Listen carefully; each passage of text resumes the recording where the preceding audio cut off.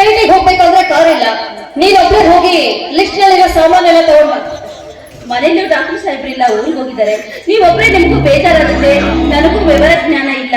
ಇಬ್ರು ಬಂದ್ರೆ ನಾವು ಆಟೋ ಮಾಡ್ಕೊಂಡು ಹೋಗೋಣ ಅಂತ. ಅಂದ್ರೆ ನಮ್ಮ ನಿನ್ನ ನನ್ನ ಬಾಡಿ ಗಾರ್ಡ್ ಅಂತ ಬಿಟ್ಟು ಹೋಗಿದ್ದಾರೆ. ಇಲ್ಲಿಂದ 4 ಕಿಲೋಮೀಟರ್ ಆಟೋದಲ್ಲಿ ಹೋಗ್ಬೇಕಂದ್ರೆ ಖರ್ಚು ಎಷ್ಟಾಗುತ್ತೆ? ಸ್ವಲ್ಪ ಉಳಿತಾಯ ಮಾಡೋದನ್ನ ಕಲ್ತ್ಕೋ. ದಾರಿಯಲ್ಲಿ ಹೋಗ್ಬೇಕಾದ್ರೆ ನಮ್ ಚಿಕ್ಕಪ್ಪ ಏನಾದ್ರೂ ಸಿಕ್ಕಿದ್ರೆ? ಚಿಕ್ಕಪ್ಪ ನಾಲ್ಕು ಕಷ್ಟದಲ್ಲಿ ಇಟ್ಟಿರೋದು ನಿಮ್ಗೆ ಗೊತ್ತಿಲ್ಲ ಇದು. ಸುಮ್ಮನೆ ಹೋಗಿ ತಗೊಂಡ ಹೋಗಿ ಹಣ ಚೀಟಿ ಕೊಡಿಯಮ್ಮ, ಹೋಗ್ಬರ್ತೀನಿ.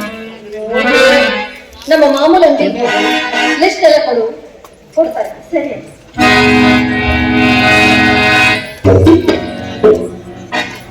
ಸದಾ ಎಲ್ಗೂ ಹೊರಟಿದೆ.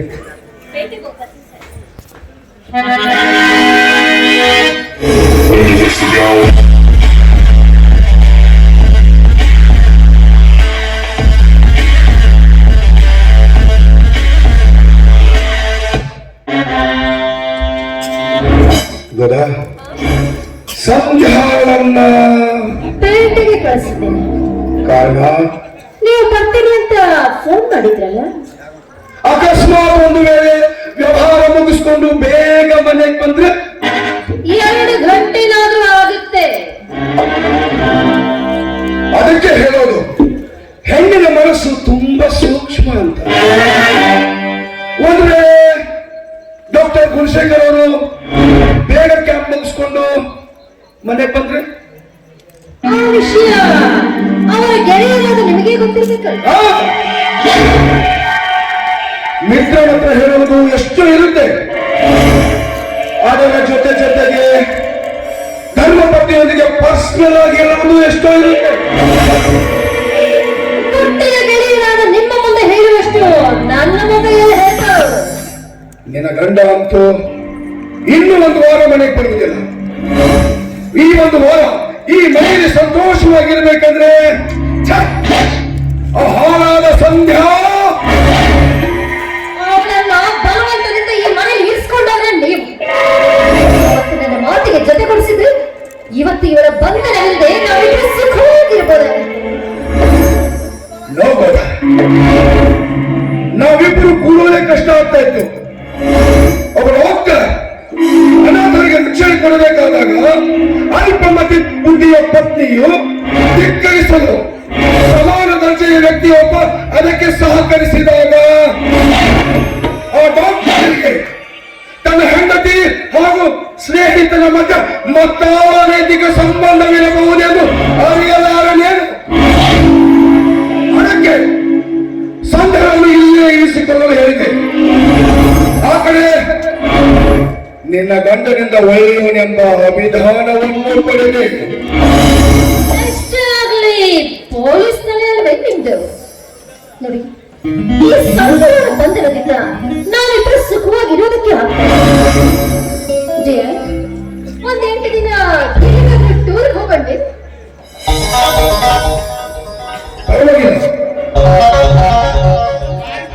ಎಲ್ಲರ ಸಮಸ್ಯೆಗಳನ್ನು ಭರಿಸಲು ಎಷ್ಟು ಬೇಕೋ ಅಷ್ಟು ಚೆನ್ನಾಗಿ ಯೋಚನೆ ಮಾಡ್ತೀವಿ.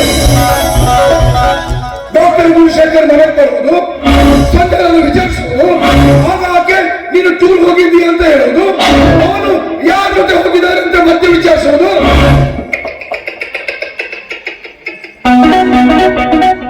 ವಿಪರೀತವಾಗಿ ಇಲ್ಲದ ವಿಷಯಗಳನ್ನ ಏಕೆ ಉದ್ಭವಿಸುವುದು? ಒಂದು ವೇಳೆ ಆ ಸಂತಾನದಿಂದ ನಮಗೇನಾದ್ರೂ ತೊಂದರೆ ಉಂಟಾದ್ರೆ ಯಾವ ಕಾನೂನಿಗೆ ನಿಲುಕದಂತೆ ಅವಳನ್ನು ಮುಗಿಸುವಷ್ಟು ಈ ಪೊಲೀಸ್ ಅಧಿಕಾರಿ ಹತ್ರ ಇದೆ. ಚಿನ್ನ,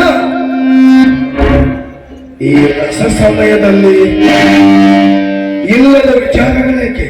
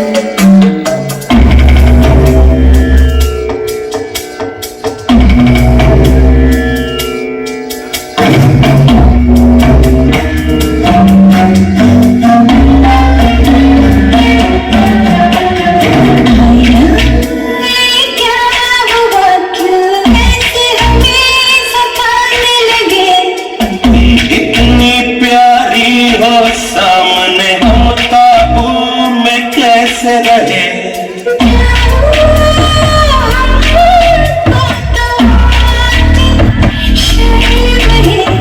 तेरी ऐसी अदा पे तो फिदा हम है।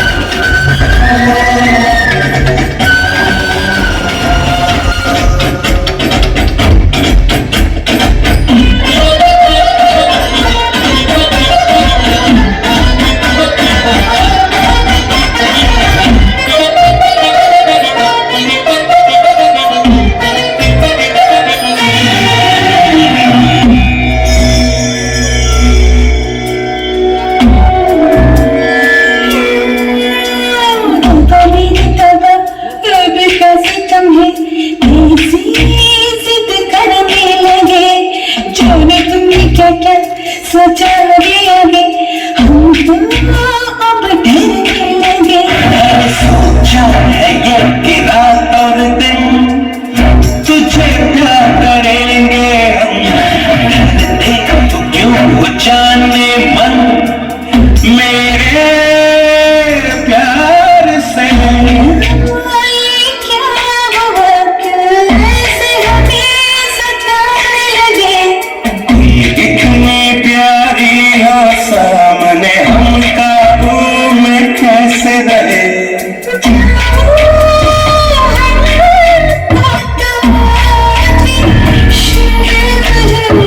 मेरी ऐसी अदा पे तो फिदा हम है।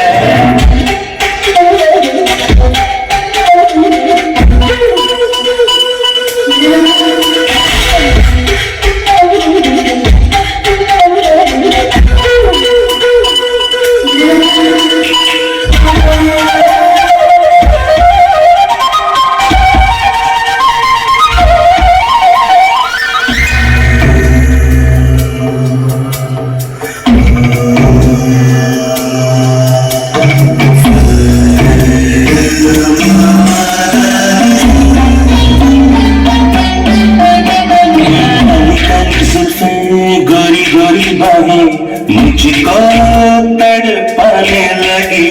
होठ भीगे भीगे नशीली ये आंखें प्यास को जगा